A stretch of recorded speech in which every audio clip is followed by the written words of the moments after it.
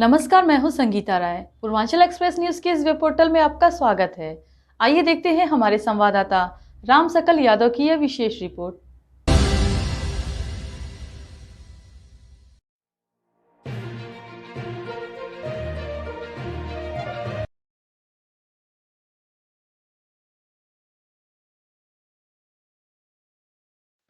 आजमगढ़ जनपद के खुजिया स्थित एक मैरिज हॉल के सभागार में बीज व्यापारी सेवा समिति के वार्षिक अधिवेशन का आयोजन हुआ, जिसमें वर्तमान में बीज व्यवसाय में आ रही कठिनाइयों का विस्तार से चर्चा की गई।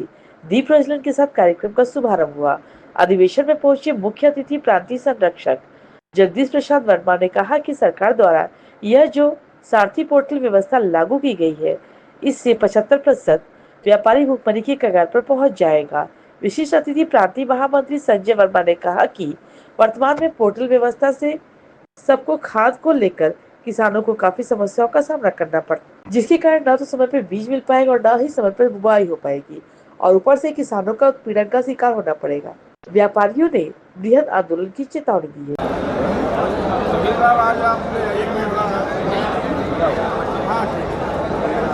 किया है तो क्या है इसके पीछे मतलब, और ये लड़ाई के रूप में आप हमारा नाम शकील अहमद है। हम यहाँ के संरक्षक हैं आजमगढ़ बीज व्यापारी सेवा समिति के। ये हमारी लड़ाई पूरे प्रदेश और पूरे देश की है। जो साथी पोर्टल लागू किया जा रहा है, ये हमारे बीज और कीटनाशक दवा पे किया जा रहा है। ये इतनी जटिल व्यवस्था है गवर्नमेंट की कि हम लोग इसको नहीं कर पाएंगे, न समय से बीज उपलब्ध करा पाएंगे किसानों को। जब बुआई का समय चलेगा उस समय किसानों को बीज की आवश्यकता है, और बुआई का समय बहुत लिमिटेड होता है। अगर उस समय में हम लोग बीज नहीं दे पाए तो हम लोग इसको साथी पोर्टल को नहीं कर पाएंगे। इतनी जटिल व्यवस्था है कि इसमें एक एक बैग का नंबर देना, पोर्टल पर चढ़ाना, किसानों को कैशमो देना, किसानों को छोटे दुकानदार जिनके पास कोई सुविधा नहीं है वो किसानों को अपना, न उनके पास कोई कंप्यूटर की व्यवस्था है न कोई व्यवस्था है, इससे छोटे लोगों का व्यवसाय ख़त्म हो जाएगा।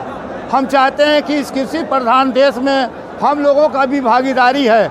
80% बीज व्यापारी किसानों को बीज पूर्ति करती है, जबकि गवर्नमेंट नहीं कर पाती, और हम लोगों का बहुत बड़ा योगदान है। आज तक हम लोगों को कोई सम्मान बीज व्यापारियों को नहीं मिला। हम सरकार नहीं मानती, इसका आंदोलन करेंगे। हम लोग धरना प्रदर्शन करेंगे, हम लोग ज्ञापन देंगे हर जिले में, और हम ये कहेंगे कि अगर ये व्यवस्था नहीं ख़त्म होगी तो हम लोग अपना सारा लाइसेंस सरेंडर कर देंगे गवर्नमेंट की। ये व्यवस्था ऐसी जटिल व्यवस्था है कि कोई भी दुकानदार इसको सीजन में, जब बुआई का समय चलता है रबी का खरीफ का, तो जो 10 दिन की बुआई होती है इसमें इस व्यवस्था को हम लोग नहीं कर पाएंगे। मैं राहुल मौर्य कारखानी में उत्तर प्रदेश बीज व्यापारी सेवा समिति में हूँ, और हम लोग यहाँ विरोध कर रहे हैं साथी पोर्टल और IPMS का। इस पोर्टल में जो तमाम ऐसे ग्लिच मिले हैं जो हम लोग को परेशान कर रहे हैं, और इसका कोई पॉसिबल सॉल्यूशन नहीं मिल रहा है हम लोग को। ऐसे ग्लिच बहुत सारे हैं। पहले तो ये फंडामेंटल राइट्स के खिलाफ है। इसमें आर्टिकल 19(1)(g), आर्टिकल 21, आर्टिकल 14 और आर्टिकल 32 के खिलाफ जा रहा है ये, और तमाम ऐसे पॉइंट्स हैं जैसे फंडामेंटल राइट्स। इसमें RTI के भी रूल रेगुलेशंस आ रहे हैं, तो इसमें काफ़ी ऐसे प्रॉब्लम्स आ रही हैं, ऐसे ग्लिचेस आ रहे हैं। और सबसे जो मेन पॉइंट इसमें आ रहा है कि अगर ये ऐप को लागू किया गया तो ये जो बड़े स्तर के बीज व्यापारी हैं उन तक तो काम करेगा, लेकिन जो छोटे डीलर्स हैं खाद के और पेस्टिसाइड के और बीज के, उन पर ये किसी भी तरीके प्रैक्टिकल है ही नहीं। सरकार ने इस पर कोई विचार किया ही नहीं, और हम लोग ऐसी मांग करते हैं इस पर विचार करें, नहीं तो अनिश्चित काल के लिए इस पर हम लोग प्रोटेस्ट करेंगे और आंदोलन चलता रहेगा इस तरीके का। मैं संजय वर्मा, प्रांतीय महामंत्री, उत्तर प्रदेश बीज व्यापारी सेवा समिति। आज आपका सम्मेलन हो रहा है, क्या है उसका उद्देश्य? सम्मेलन का उद्देश्य ये है कि सरकार एक सारथी पोर्टल ला रही है बीज व्यवसायियों के लिए, और कीटनाशक के लिए IPMS पोर्टल ला रही है। जैसा कभी आप लोगों ने देखा कि खाद में इन्हीं सब पोर्टल की वजह से कितनी दिक्कतें आई।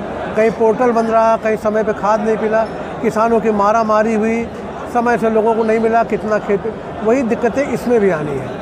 और जो बीज का पोर्टल आ रहा है, सरकार उसमें कह रही है कि हर बोरी को स्कैन करेंगे।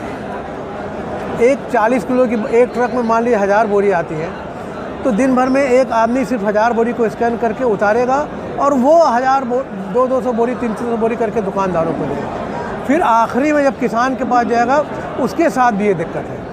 तो ये कतई नहीं संभव है कि समय पे बुआई हो सके, समय पे स्टॉक मिल सके, जिससे किसानों का उत्पीड़न होगा, हरेसमेंट होगा। इसी तरीके IPMS पोर्टल में भी है, शुरू से आखिरी तक उसकी मॉनिटरिंग करना है, सब कुछ करना है, उसी का हम लोग विरोध कर रहे हैं। क्या चाहते हैं आप? सरकार क्या चाहते हैं? सरकार से चाहते हैं कि जैसे चलता था वैसे चलता रहे। नहीं, सरकार को बहुत कुछ है, अगर तो अलग से पोर्टल लॉन्च करने के पहले, जैसे GST का है, मान लीजिए GST पे अलग से कुछ पोर्टल नहीं लॉन्च होता। हम GST का बिल बनाते हैं, GST अधिकारी पूरी इंडिया में बैठे बैठे कहीं देख लेता है, वो ईजी है, सरल है। लेकिन एक एक बोरी का स्कैनिंग करके बांटना, रखना 40-40 किलो की बोरी, वो संभव नहीं है किसी कीमत में। आज का जो प्रदेश सम्मेलन है आपका ये? जी, प्रदेश नहीं, आजमगढ़ जनपद का है। आजमगढ़ जनपद। तो अगर जैसे सरकार आपकी मांग नहीं मानती है तब क्या करेंगे आप? तब हम लोग आगे जाएंगे। अभी सरकार, हम लोगों ने इसके पहले 15 और 16 सितंबर को बंदी का ऐलान कर रखा था, परंतु उत्तर प्रदेश के जो लाइसेंसिंग अधिकारी हैं इस समय, डॉक्टर अमरनाथ मिश्रा, उनसे हम लोगों की बात हुई। उन्होंने कहा कि अभी इसको आप लोग बंदी मत करिए। 15-16 तारीख को जनवरी और दिल्ली में हम लोगों की मीटिंग है, तो 15-16 तारीख को उन्होंने हम लोग से जो सुझाव लिए थे, सुझाव मांगे थे, उसको उन्होंने रखा होगा। अब आगे सरकार क्या करती है। अगर सुझाव नहीं मानते हैं तो आप लोग तो आगे हम लोग की रणनीति होगी धरना, प्रदर्शन, हड़ताल नहीं मानेंगे। किसानों के हित में हम लोग कुछ भी करने को तैयार हैं। किसानों के हित में हम लोग जाने को तैयार हैं कि किसानों का इसमें हित भला नुकसान ना हो। जगदीश प्रसाद वर्मा है। आज आप लोग जो सम्मेलन कर रहे हैं इसमें सारथी जो पोर्टल है उसका विरोध कर रहे हैं, क्या कारण है, क्यों विरोध कर रहे हैं? इसलिए कि जो ये पोर्टल बनाया गया है जिस पर लागू होगा वो इतना जटिल है कि वो इस पर लागू होने के मतलब है कि कम से कम नहीं तो 75% व्यापारी इसको बंद कर देंगे। तो ये एक तरह से एक भूखमरी के कगार पर पहुंच जाएंगे। इसलिए उसकी जटिलताएं ऐसी हैं कि वो उससे अपना जो काम वो कर नहीं पा रहा है। मैं ये चाहता हूँ कि ठीक है, हमारे सीड कंट्रोल ऑर्डर 1966 और सीड एक्ट 1966 और सीड कंट्रोल ऑर्डर 1983 के तहत हम लोग सारा काम अपना कर रहे थे जो सुचारू रूप से है। फिर भी सरकार को ये बात समझ में आई कि ये कुछ गलत हो रहा है, तो वो कुछ अपना नया केंद्र सरकार ने आदेश दिया। मैं उस आदेश को हमारे सारे व्यापारी पालन करने के हैं, लेकिन उसका जहाँ एग्जीक्यूशन, जहाँ क्रियान्वयन है, वो उसकी जटिलता को बिना समझे ही ये लागू कर दिया जा रहा है। ये सबसे बड़ी कठिनाई है। सरकार से क्या चाहते हैं आप सभी?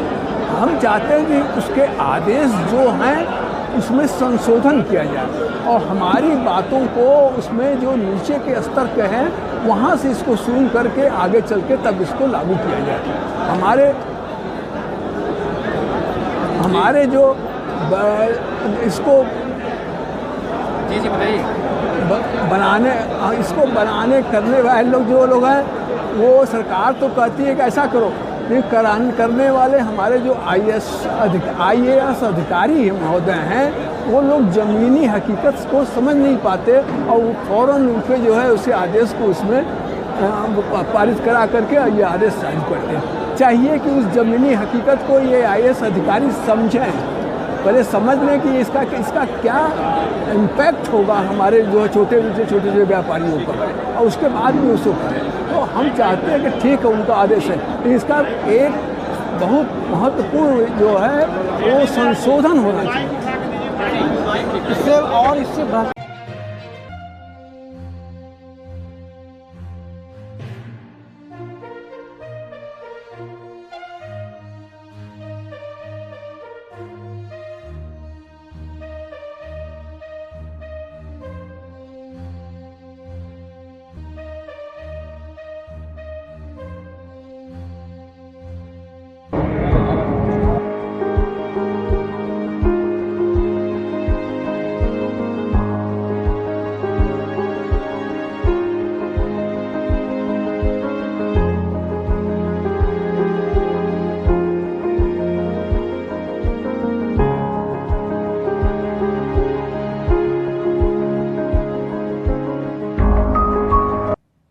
अगर आपको हमारी खबर पसंद आई हो तो हमारे चैनल को लाइक, सब्सक्राइब और शेयर जरूर करिए।